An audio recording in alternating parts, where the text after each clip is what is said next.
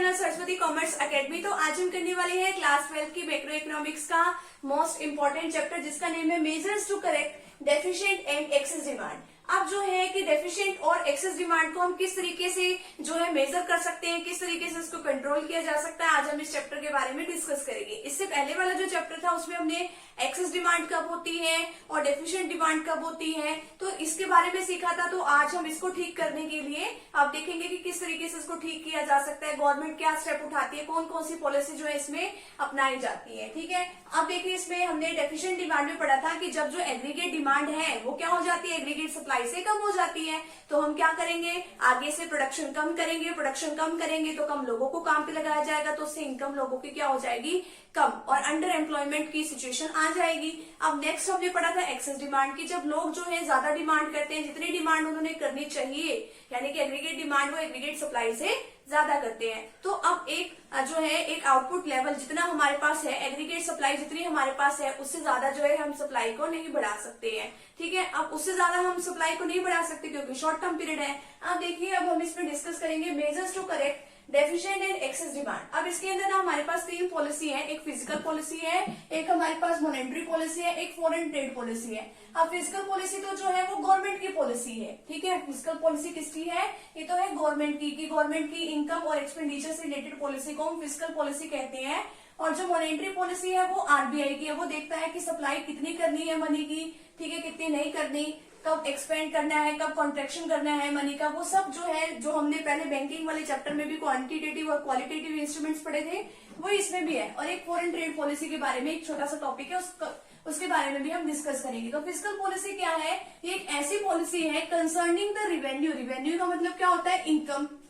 आगे expenditure, expenditure का मतलब होता है खर्चा, और एंड डेट, और जो डेट का मतलब होता है loan of the government for achieving definite objective, यानी कि जो गवर्नमेंट है अपने ऑब्जेक्टिव को अचीव करने के लिए जिसकी रिवेन्यू, एक्सपेंडिचर और डेट से रिलेटेड जितनी भी पॉलिसी बनाती है उसको हम फिजिकल पॉलिसी कहते हैं। अब मेजर्स क्या है, मेजर्स ऑफ फिजिकल पॉलिसी, यानी कि अब हम जो है डेफिशिएंट और जो एक्सेस डिमांड है उसको कंट्रोल करने के लिए कौन कौन से मेजर्स उठाते हैं, पब्लिक और गवर्नमेंट एक्सपेंडिचर, यानी कि गवर्नमेंट किस तरीके से खर्चा करती है और गवर्नमेंट जो है किस तरीके से रिवेन्यू के साधन जो है जुटा सकती है।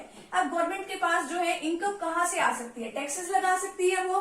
ठीक है, अगर उसने टैक्सेस जो है दो तरीके से लगा सकते हैं, डायरेक्ट टैक्सेस और इनडायरेक्ट टैक्सेस। डायरेक्ट टैक्सेस जिसके ऊपर टैक्स लगा उसी से उसने टैक्स ले लिया, जैसे कि इनकम टैक्स होता है। इनडायरेक्ट टैक्सेस जिसके ऊपर टैक्स लगाया उसने तो टैक्स नहीं दिया, आगे फर्दर लोगों ने टैक्स दिया। जैसे आप कोई सामान खरीदने जाते हैं, आप बिस्किट का पैकेट खरीदने गए, तो जो शॉपकीपर है वो थोड़ी टैक्स देता है, वो टैक्स तो जो है जीएसटी तो जो है आप लोगों से वसूल करता है। नेक्स्ट क्या है, पब्लिक डेट।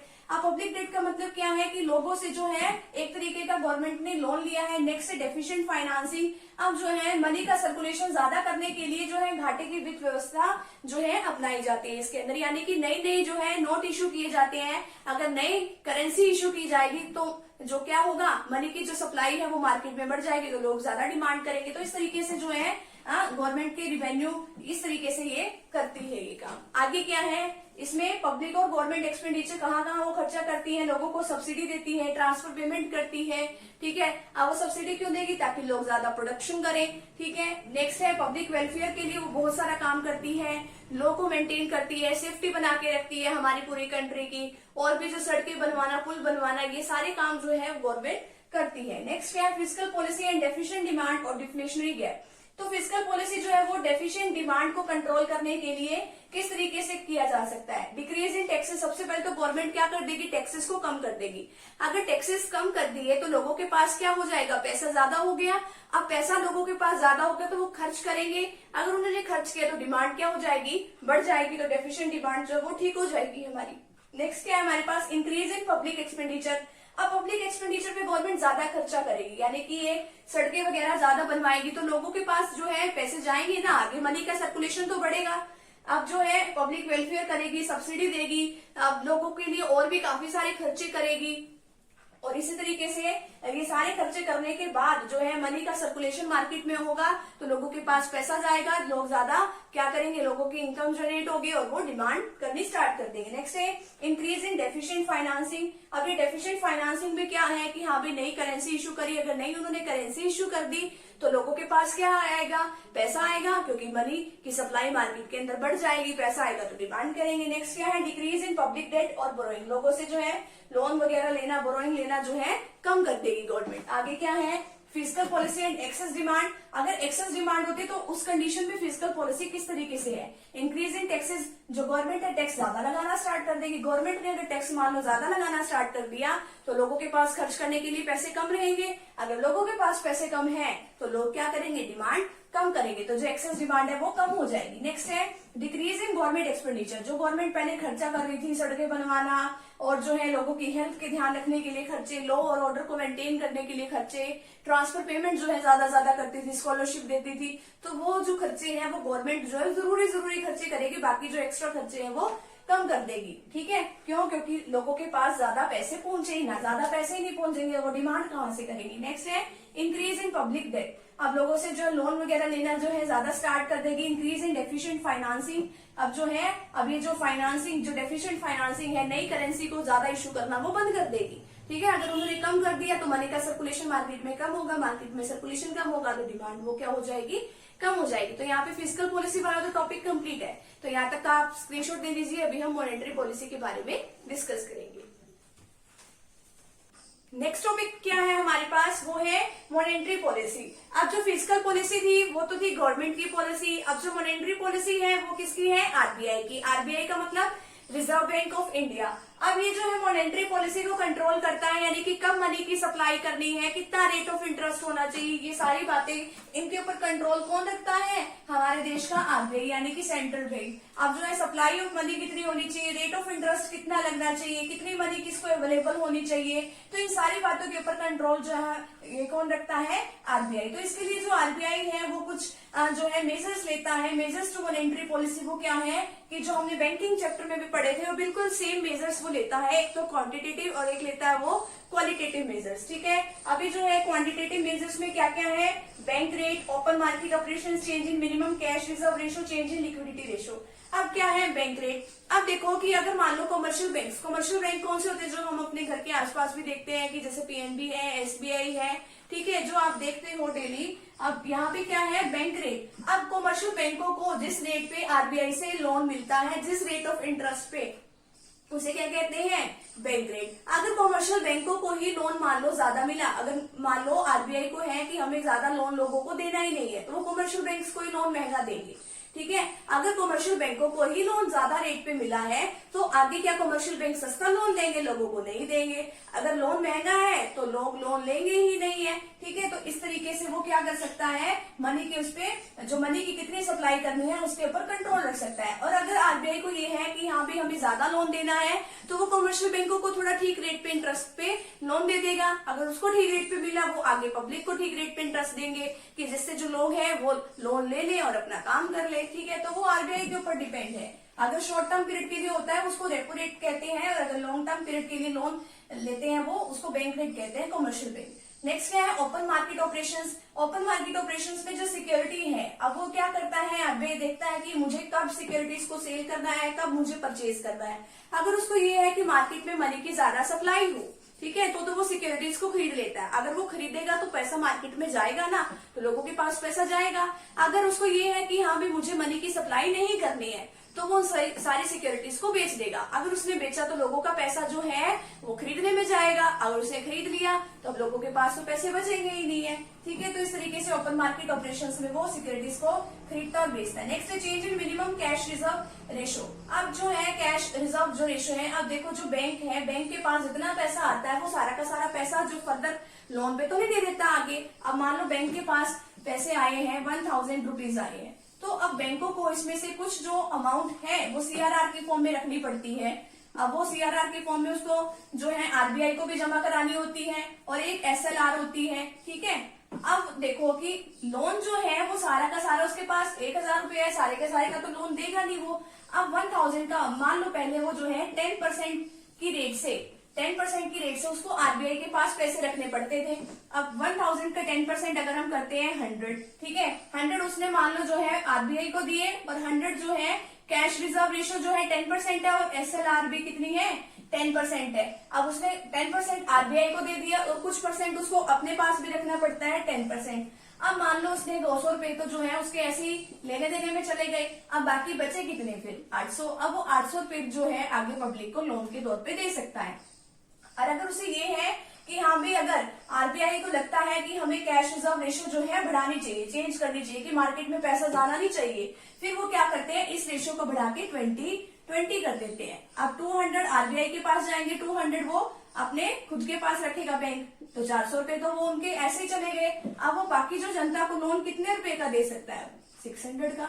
तो वो इस तरीके से चेंज किया जा सकती है रेशियो। नेक्स्ट चेंज है लिक्विडिटी रेशियो। लिक्विडिटी रेशियो यानी कि अब बैंकों को खुद भी अपने पास कुछ जो है सिक्योरिटी के तौर पे रखना पड़ता है, तो इस तरीके से चेंज किया जा सकता है। इसमें नेक्स्ट है qualitative measures, change in margin requirement of loan. अब मार्जिन रिक्वायरमेंट का मतलब क्या है, अब जो लोग हैं लोन लेते हैं, लोन लेने के बदले में बैंक सिक्योरिटी रखवाता है। अगर मान लो बैंकों को है कि 100 रुपए की अगर वो कोई लोन दे रहे हैं तो उसके बदले में जो है वो 120 रुपए की चीज की कोई सिक्योरिटी रखवाते हैं। अगर बैंकों को लगता है, आरबीआई को लगता है कि हाँ भाई हमें मान लो कि ज्यादा सप्लाई करनी ही नहीं है मार्केट में पैसों की, तो वो इस रेट को और बढ़ा देंगे। वो कहेंगे कि 100 रुपए के अगर आपको लोन चाहिए तो आपको 150 वाली चीज जो है वो आपको सिक्योरिटी के तौर पे जमा करानी चाहिए, ठीक है। और अगर मान लो उनको ये है कि हमें ज्यादा लोन सप्लाई करना है तो वो कहेंगे कि जो 100 रुपए की जो चीज है, चलो आप उसके ऊपर 110 रुपीज जो है सिक्योरिटी के लिए आओ, ठीक है। अब सिक्योरिटी तो ज्यादा मांगेंगे ही। नेक्स्ट है राशनिंग ऑफ क्रेडिट, कि हाँ भी कहाँ देना है, किसको लोन लेना है, किसको इतनी लिमिट तक लोन देना है, वो सब जो है वो आरबीआई फिक्स करता है। नेक्स्ट है डायरेक्ट एक्शन। अगर कोई काम नहीं करता जो कमर्शियल बैंक है आरबीआई के कहे के अकॉर्डिंग, तो उसके ऊपर जो आरबीआई है वो डायरेक्ट एक्शन लेता है। हो सकता है कि इन फ्यूचर जो है उसको लोन देना बंद कर दे या किसी और तरीके की रिस्ट्रिक्शंस लगा सकता है। मॉरल सुएशन, इसका मतलब होता है कि हाँ भाई वो एक प्रेशर डालता है कि आपको इस तरीके से इस पॉलिसी को पूरा करना है दूसरे कमर्शियल बैंक्स के ऊपर, तो वो उसकी गाइडलाइंस को पूरा करते हैं। तो ये हमारा मॉनेटरी पॉलिसी का यहाँ पे टॉपिक है, ये यहीं पे कंप्लीट है। तो फटाफट से भी आप इतने का स्क्रीनशॉट ले लीजिए। नेक्स्ट टॉपिक क्या है, monetary policy and deficient demand और डिफ्लेशनरी गैप। अब मॉनेटरी पॉलिसी और डेफिशिएंट डिमांड जो है और जो डिफ्लेशनरी गैप है उसको हम किस तरीके से जो है ठीक कर सकते हैं। बैंक रेट को कम कर दे, यानी कि जो आरबीआई जो है, आरबीआई जिस रेट पे कमर्शियल बैंकों को लोन देता है, अगर वो लोन की रेट जो है इंटरेस्ट रेट अगर वो कम कर देता है तो आगे लोगों को लोन क्या मिलेगा, कमर्शियल बैंक भी आगे लोगों को लोन सस्ता देगा। अगर उन्होंने लोन सस्ता दिया तो क्या होगा, एग्रीगेट डिमांड जो है वो लोग बढ़ा देंगे, ठीक है। तो इस तरीके से वो काम किया जा सकता है। कैश रिजर्व रेशियो को वो क्या कर देंगे, कम कर देंगे। कैश रिजर्व रेशियो क्या होता है कि हाँ भाई जो हमारा कमर्शियल बैंक होता है उसको कुछ 13% जो है वो आरबीआई के पास जो है जमा करा के रखना पड़ता है। और इसमें और क्या क्या होता है, एक स्टैट्यूटरी लिक्विडिटी रेशियो होता है, उसमें क्या है कि हाँ भाई जो हमारा कमर्शियल बैंक है उसको 13% कुछ अपने पास भी रखना पड़ता है, ठीक है। अगर मान लो कैश रिजर्व रेशियो, अगर मान लो 1000 रुपीज अगर उसके पास कहीं से आए हैं, किसी ने जमा कराए हैं, तो वो 1000 के 1000 का लोन आगे लोगों को तो नहीं दे सकता।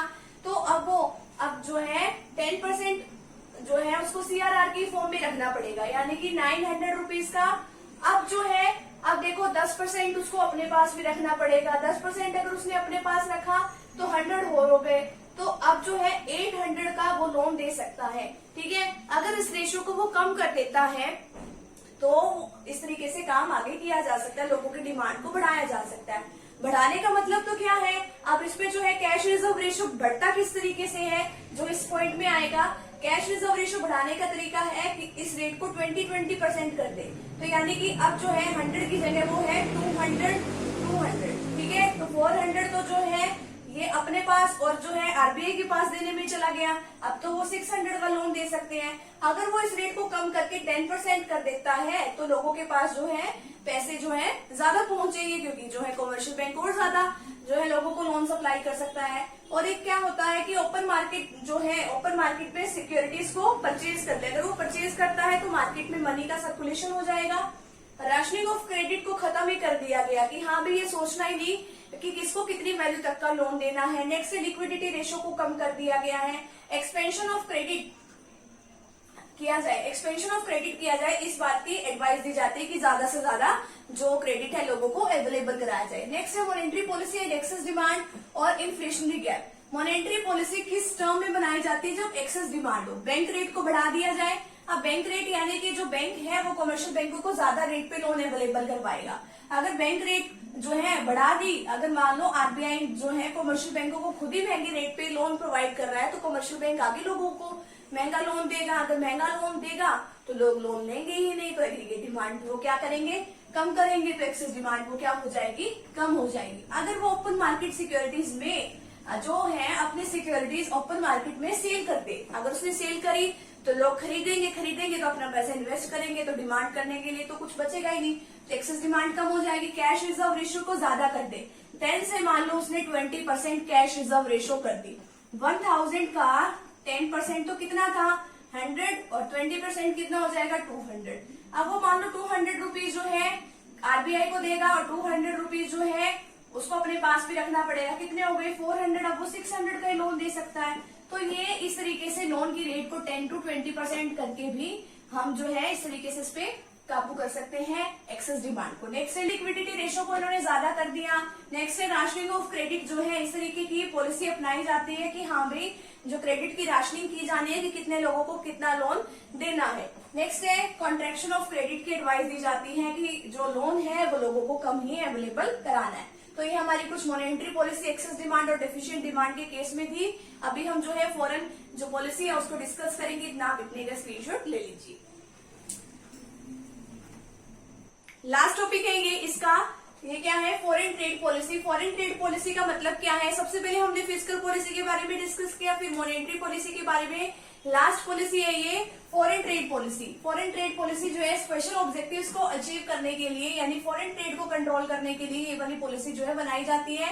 फॉरेन ट्रेड दो तरीके से हो सकता है, इंपोर्ट या एक्सपोर्ट करके। इंपोर्ट का मतलब अपने देशों में सामान मंगवाना अगर हमें जरूरत है, जैसे जो है हम मशीनें वगैरह बाहर से मंगवाते हैं, और जो हमारे देश में जो सामान एक्स्ट्रा है कई बार हम उसको बाहर दूसरे देशों में एक्सपोर्ट कर देते हैं, यानी कि अपने देश से दूसरे देश में सामान भेजना। अब जो है बैलेंस ऑफ ट्रेड कैसे निकालते हैं, एक्सपोर्ट में से अगर हम इंपोर्ट को माइनस कर दें तो हम बैलेंस ऑफ ट्रेड निकालते हैं। वो देखते हैं कि हमारा जो बैलेंस ऑफ ट्रेड है वो फेवरेबल है या अनफेवरेबल है। ठीक है, इसको x माइनस m करके भी निकाल सकते हैं। अगर जो है एक्सपोर्ट ज्यादा है और इंपोर्ट क्या है कम है, तो क्या है एक्सपोर्ट सरप्लस हुआ यानी कि एक्सपोर्ट ज्यादा हुआ। अगर एक्सपोर्ट ज्यादा है तो फेवरेबल बैलेंस ऑफ ट्रेड है। अगर इंपोर्ट ज्यादा है और एक्सपोर्ट कम है, यानी कि हम सामान तो मंगवा रहे हैं ज्यादा लेकिन दूसरे देशों में सामान कम भेज रहे हैं, तो इंपोर्ट सरप्लस हो जाएगा, तो इसको अनफेवरेबल बैलेंस ऑफ ट्रेड कहते हैं। अगर मान लो हमने एक्सपोर्ट किया तो एक्सपोर्ट करने से हमारे पास पैसा आएगा, नेशनल इनकम हमारी बढ़ेगी। अगर नेशनल इनकम बढ़ती है तो लोगों को ज्यादा काम मिलेगा, ज्यादा प्रोडक्शन होगा, ज्यादा इनकम आएगी, तो एग्रीगेट डिमांड बढ़ जाएगी। और अगर एग्रीगेट डिमांड जो है वो ज्यादा बढ़ गई तो इन्फ्लेशन की सिचुएशन अराइज हो सकती है। और अगर मान लो कि इंपोर्ट बढ़ते हैं, इंपोर्ट के बढ़ने से क्या होगा, नेशनल इनकम कम हो जाएगी, क्योंकि लोग जो है सामान बाहर से खरीदने में ज्यादा पैसा लगाएंगे। नेशनल इनकम कम, नेशनल इनकम कम होने से एग्रीगेट डिमांड कम, फिर इन्फ्लेशन की सिचुएशन को कंट्रोल किया जा सकता है। ठीक है, नेक्स्ट आगे क्या है, deficient demand and export surplus. अगर मान लो डेफिशिएंट डिमांड है, डिमांड कम है एग्रीगेट सप्लाई से, तो एक्सपोर्ट को सरप्लस करना चाहिए, यानी कि एक्सपोर्ट ज्यादा करना चाहिए। डेफिशिएंट डिमांड की सिचुएशन में एक्सपोर्ट ज्यादा करना चाहिए। एक्सपोर्ट ज्यादा करने का मतलब क्या है, जैसे अपने देश में हम इन्वेस्टमेंट ज्यादा करते हैं वही सिचुएशन आती है इसमें। एक्सपोर्ट ज्यादा करेंगे, प्रोडक्शन ज्यादा होगा, लोगों को एम्प्लॉयमेंट मिलेगा, उनको पैसे मिलेंगे, नेशनल इनकम बढ़ेगी, फिर क्या होगा, एग्रीगेट डिमांड भी बढ़ जाएगी। और अगर मान लो एक्सेस डिमांड है तो हम इंपोर्ट कर सकते हैं, बाहर से सामान मंगवा सकते हैं। ठीक है, और भी तरीके हैं इसको एक्सेस डिमांड को कंट्रोल करने के लिए, other measures to correct excess demand. अब आगे क्या है, avoidance of wage increase unrelated to improve in productivity. अब ये जो क्या है कि हाँ भी अगर वो काम नहीं कर रहे हैं, प्रोडक्टिविटी अगर बढ़ाएंगे तभी हमें उनकी वेज रेट बढ़ानी चाहिए, अदरवाइज तो जो है फालतू में जो प्राइसेस बढ़ेंगे, इन्फ्लेशन ज्यादा और भी आ जाएगी। अगर मान लो एग्रीगेट डिमांड बढ़ती है तो इन्फ्लेशन की सिचुएशन अराइज हो सकती है। अगर इन्फ्लेशन आ गई तो वेजेस जो है ट्रेड यूनियन ज्यादा डिमांड करेंगे। अगर जो वेजेस ज्यादा हो गए तो कॉस्ट जो है वो तो प्रोडक्शन की कॉस्ट में ऐड कर देंगे, तो कॉस्ट ज्यादा हो जाएगी। कॉस्ट ज्यादा हो गई तो जो सामान के जो प्राइसेस है वो क्या हो जाएंगे, ज्यादा। तो हमें इस सिचुएशन से बचना चाहिए। नेक्स्ट क्या है, increase in output through full utilisation of existing production capacities. अब जो है वो हमें आउटपुट जो है वो ज्यादा बनाना चाहिए, क्यों, ताकि जो है हम एक्सेस डिमांड को पूरा कर सके। हमारे अंडर डेवलप्ड कंट्रीज में क्या होता है कि जैसे इंडिया है तो उस सिचुएशन में क्या है कि हाँ भी जैसे जितना सामान हम बना सकते हैं, जितनी हमारी कैपेसिटी है, लेकिन हम उतना सामान बना नहीं रहे। अगर हम उतना सामान बनाएंगे ही नहीं और अगर लोगों ने डिमांड करनी ज्यादा स्टार्ट कर दी तो इन्फ्लेशन तो आएगी। तो कई रीजंस हो सकते हैं कि जिसकी वजह से जो है हम सामान ज्यादा नहीं बनाते, ज्यादा आउटपुट प्रोड्यूस नहीं करते। हो सकता है कि इलेक्ट्रिसिटी की कमी हो, पावर सप्लाई की कमी हो, और भी किसी चीज की कमी हो सकती है जिसकी वजह से सामान नहीं बन सक रहा है। तो हमें जो है इसको आउटपुट जो है बढ़ाने की ट्राई करनी चाहिए। गवर्नमेंट को भी इसके लिए काफी हेल्प वगैरह करनी चाहिए। तो इस तरीके से ये जो मेजर्स है वो हम उठा सकते हैं। और यहाँ पे इसी के साथ जो हमारा ये जो चैप्टर नंबर 13 है यहीं पे कंप्लीट होता है। तो फ्रेंड्स, अगर आप चैनल पे न्यू हो तो चैनल को प्लीज सब्सक्राइब कर दीजिए, वीडियो को लाइक कर दीजिए और बेल आइकन को प्रेस जरूर कर दीजिएगा ताकि आपको आगे आने वाली वीडियोस का नोटिफिकेशन मिलता है। मिलते हैं नेक्स्ट टॉपिक के साथ या नेक्स्ट वीडियो के साथ। Thank you very much. फटाफट से अभी आप इतने का स्क्रीनशॉट ले लीजिए।